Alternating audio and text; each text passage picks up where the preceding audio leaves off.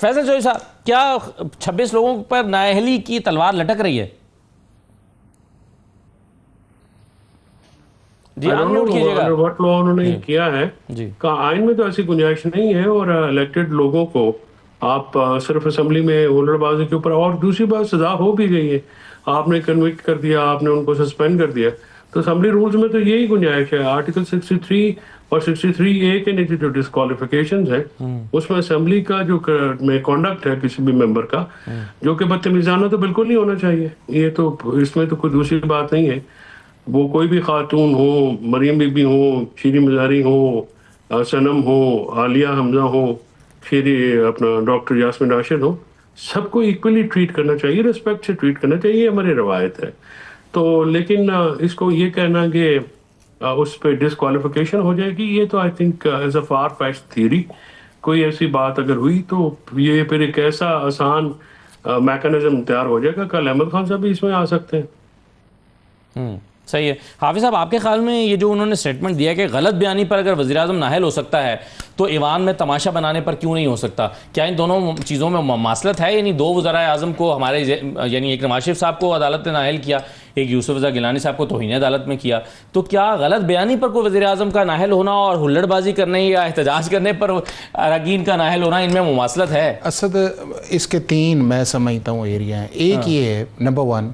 کہ کیا اس طرح کا ہاؤس کے اندر آپ کو ممبر ڈس آرڈر کرے، پاکستان کا دنیا بھر کے اندر جو ہے یہ کوئی ڈسکوالیفیکیشن نہیں آ سکتی، اور جو ہمارے 97 کے پنجاب اسمبلی کے رولز ہیں 211 سے لے کے 231 تک، اس کے اندر جو 3 آپ کے پاس آپشن ہے، ایک یہ ہے کہ آپ 15 دن کے لیے سسپینڈ کر سکتے ہیں، اور یہ اسپیکر کا پریروگیٹو ہے۔ اس کے بعد اگلا جو آپ کا آتا ہے وہ یہ ہے کہ آپ کسی کمیٹی کے اندر ممبر کہہ دیتے ہیں، آپ ریپریمانڈ کر سکتے ہیں، اسے ایکسپیل کر سکتے ہیں، اور تیسرا یہ ہے کہ اگر آپ فزیکل وہاں پہ کوئی کام کرتے ہیں یا ایسی کوئی چیز آتی ہے جو کرمنل اوفینس کی وائلیشنز ہے، تو آپ کسی بھی پولیس اسٹیشن کے اندر جا کے اپنے کیس کو رجسٹر کروا سکتے ہیں۔ اب جس طرح اسپیکر صاحب نے یہ سارا پروسیس بنایا ہے وہ یہ ہے، اور جس طرح الیکشن کمیشن آف پاکستان کے اندر، نہ الیکشن کمیشن آف پاکستان کی جو ریسٹرکشن ہے، اور جس طرح آج کہہ رہے تھے جی آرٹیکل 63 کے کلاز 2 جو ہے اس کے مطابق اسپیکر باؤنڈ ہے کہ وہ 30 ڈیز کے اندر بھجوائے، وہ 63(2) اس وقت باؤنڈ ہے جب 63 کی ڈسکوالیفیکیشنز کے اندر کوئی شخص آتا ہے، اور جس ججمنٹ کی طرف وہ اشارہ دے رہے تھے وہ تھے کہ کسی آپ کورٹ سے کانوکٹ آئیں، اس کے اندر آپ کا انساؤنڈ مائنڈ ہے، آپ کسی جگہ سزا ہو جاتے ہیں، آپ کسی جگہ انسالونٹ ہو جاتے ہیں، تو پھر ایک ریفرنس جو ہے وہ اسپیکر بناتا ہے اور اس کے بعد الیکشن کمیشن آف پاکستان کو بھجواتا ہے۔ تو جس کانٹیکسٹ کے اندر یہ ریفرنس کیا ہے، نہ اسپیکر ایلیجیبل ہے کہ ان چیزوں کو انیشیٹ کرے، نہ اس کا وہ لیگل آتھورائزیشن ہے کانسٹیٹیوشن کی، نہ الیکشن کمیشن آف پاکستان کی جورسڈکشن ہے کہ اس معاملے کو وہ ڈیل کرے، چونکہ یہ انٹرنل ہاؤس کا ایک معاملہ ہے جو ڈس آرڈر کا ہے، وہاں پہ انہیں مل بیٹھ کے کرنا یہ چاہیے کہ ایک رسپیکٹ ہے، نہیں گالم گلوچ ہونا چاہیے، نہیں خواتین سے بدتمیزی ہونی چاہیے، نہیں ہاؤس کو اس لیول پہ لے کے جانا چاہیے کہ جس کا ہاؤس کا ڈیکرم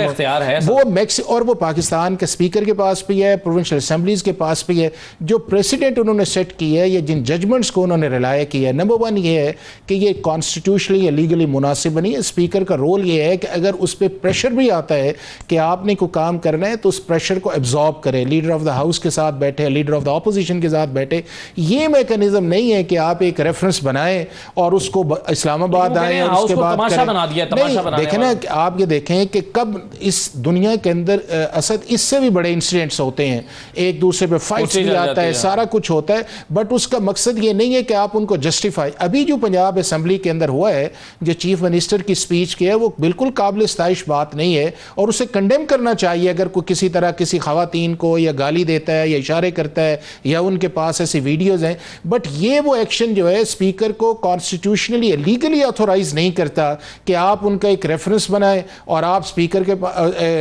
چیف الیکشن کمشنر کے پاس بھجوا دیں کہ جی آرٹیکل 63 اس پہ لگتا ہے۔ نہ اس پہ آرٹیکل 63 لگتا ہے، نہ آرٹیکل 62 کی کلاز لگتی ہے، نہ الیکشن کمیشن آف پاکستان کی جورسڈکشن ہے، نہ اسپیکر کے یہ آتھورائز ہے کہ اس طرح کے 26 پہ آپ کر دیں۔ انٹرنل معاملہ تھا، انٹرنلی حل ہونا چاہیے، اور آپ یہ دیکھیں گے کہ کچھ دنوں کے بعد اگر یہ معاملہ ٹیک اپ ہوتا ہے تو چیف الیکشن کمیشنر اس کو ریٹرن کوشچن کرے گا کہ ہماری جورسڈکشن نہیں ہے، نہ ہمارا اختیار ہے، نہ کانسٹیٹیوشن میں لکھا ہے، نہ رولز میں لکھا ہے، اور کسی جگہ اسپیکر کا جو ہے آتھورائزیشن جو ہے وہ subject to chief election commissioner نہیں ہے کہ اگر ہاؤس ڈس آرڈر ہے اور آپ چیف الیکشن کمشنر کی ڈسکوالیفیکیشن ہے. تو میرا خیال یہ ہے کہ انہیں یا پراپر ایڈوائز نہیں کیا گیا، اور اگر ایڈوائز ان کے سامنے یہ آتی تھی تو یہ جو آپشن ہے انہیں بالکل نہیں خبر انووک یہ ہے کہ کرنا نون چاہیے لیگ کی تھا. جو مرکزی لیڈرشپ ہے انہوں نے بھی اس پر ڈسپلے شروع کیا ہے. اصل پولیٹیکل موو ہے، ایک صرف میرا خیال ہے کہ انہوں نے ایک تھریٹننگ کے اندر کہا ہے کہ آئندہ اس چیز کو کرے، بٹ جس لیول پہ ٹیمپریچر جا چکا ہے ان پولیٹیکل پارٹیز، آپ نے دیکھا نہیں ہے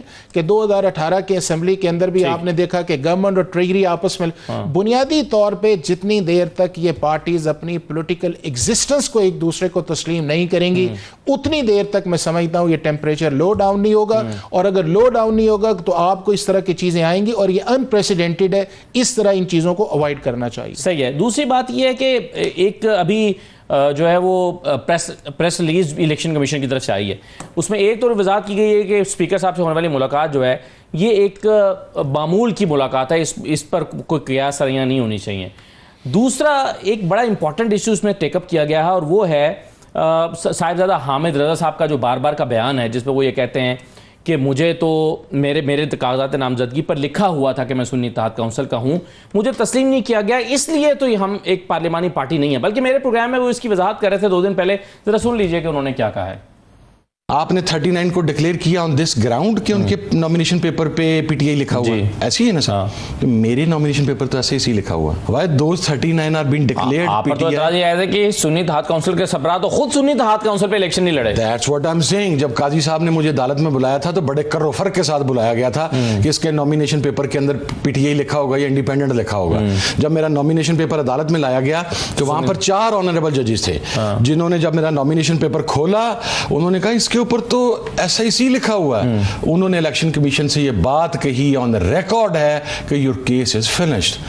اب وہ کہتے ہیں میرے کاغذات پر سنی اتحاد کونسل لکھا ہوا ہے. اب الیکشن کمیشن نے وضاحت دی ہے کہ جی سنی اتحاد کونسل تو لکھا ہوا ہے لیکن ساتھ میں لکھا ہوا ہے الائنس پی ٹی آئی، تو الائنس کا تو نہ انہوں نے نشان مانگا نہ ان کو دیا گیا، لیکن سنی اتحاد کونسل کا لکھا ہوا ہونا کیا الیکشن کمیشن کو تسلیم نہیں کرنا چاہیے؟ اصل ایک تو یہ ہے کہ یہ میٹر اب کلوز ہو گیا ہے کہ سپریم کورٹ آف پاکستان کا ریویو پٹیشن آیا، اور جس کی طرف وہ اشارہ کر رہے تھے 39 کا، وہ بھی ریویو کے اندر جو ہے میجورٹی آف دی ججمنٹ جو ہے وہ آئی ہے، جو آپ کی ابھی 10-3 کے ساتھ آئی ہے، اور اس کے اندر 2 نے جو ہے دوبارہ اسے کہا ہے کہ الیکشن کمیشن کو بھیجیں. تو میجورٹی ججمنٹ نے 39 والی بھی جو پہلی آبزرویشن تھی وہ بھی منورٹی کی تھی، اس کو انہوں نے ریکال کر لیا، اس کو مانا نہیں ہے. دوسرا یہ ہے کہ جو پہلی ججمنٹ آئی تھی وہ ساری کی ساری آئی تھی کہ ایک وہ تھا کہ آپ الیکشن کمیشن نے 39 کو ریکگنائز کیا، اور دوسرے 41 وہ تھے جس کے اندر انہوں نے کہا کہ جی ہمیں اس کے اندر آپ کی گائیڈنس چاہیے. تو وہ سارے کے سارے جو 80 لوگ تھے وہ بھی ججمنٹ ریکال آ گئی. دوسرا اصل اس کے اندر بنیادی چیز یہ ہے کہ